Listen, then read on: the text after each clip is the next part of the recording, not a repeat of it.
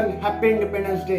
आशा करता हूं कि आप सब लोग ठीक हैं। जिस प्रकार से आप और मैं आज़ादी के दिन को, स्वतंत्रता दिवस को मना रहे हैं, मैं भी अपने हृदय के साथ में आप सब लोगों को विश करता हूं। आप लोगों को मैं बधाई देता हूं इस आज़ादी के दिन के लिए। मैं एक छोटा सा संदेश आप लोगों को बांटना चाहता हूं इस आज़ादी के दिन के लिए। जी हाँ, जिस प्रकार से आप और मैं, हमारा पूरा भारत देश आज़ादी के दिन को मना रहा है, इसके पीछे बहुत सारे कारण हैं, बहुत सारे लोगों के जीवनों का बलिदान है। जी हाँ, हमारे भारत देश के फ्रीडम फाइटर्स जो कहलाते हैं महात्मा गांधी, सुभाष चंद्र बोस और चंद्रशेखर आजाद, बहुत सारे और भी लोग हैं जिन्होंने आपके मेरे देश को आज़ादी देने के लिए, आपको मुझको आज़ाद करने के लिए अपने जीवनों को दे दिया।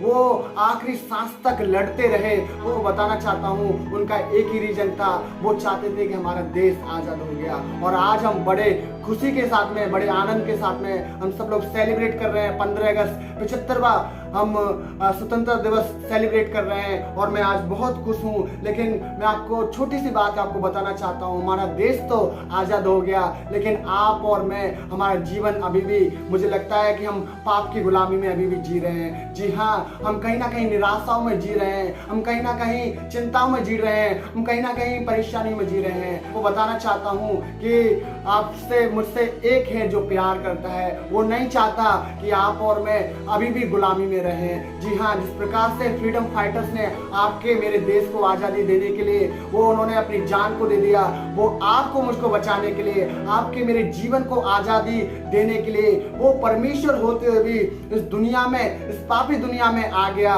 वो ऐसे करके आपके लिए, मेरे लिए मर गया, ताकि आपका मेरा जीवन उस पाप की गुलामी में से बच जाए। जी हाँ, आपका मेरा जीवन उस पाप की कीच में से बच जाए जिसमें आप और मैं जी रहे थे। जी हाँ, वो हमारी निराशाओं को आशा में बदलना चाहता है। वो हमारी परेशानियों को हमारे जीवनों में एक आशीष का कारण बनाना चाहता है। वो चाहता है कि मेरा हर एक बेटा, मेरे हर एक बेटी मुझ पे विश्वास करे, मेरे पीछे चले, और मैं उनके जीवनों को बदलना चाहता हूँ। मैं नहीं चाहता जिस प्रकार से हमारा देश आजाद है, वो प्रभु, वो परमेश्वर, वो प्रभु यीशु मसीह हमारे जीवनों को बदलना चाहता है। हमें वो एक आजादी देना चाहता है, शारीरिक रूप से भी, मानसिक रूप से भी और आत्मिक रूप से भी। जी हाँ, अगर आप उस आजादी को पाना चाहते हैं तो आप यीशु पे विश्वास करें। वो आपका उद्धार करता है, वो आपको मुझको जीवन देना चाहता है, अनंत जीवन देना चाहता है। एक जगह प्रभु के वचन में इस प्रकार से लिखा हुआ है कि तुम सत्य को जानो तो सत्य तुम्हें आजाद करेगा। जी हाँ, यूहन्ना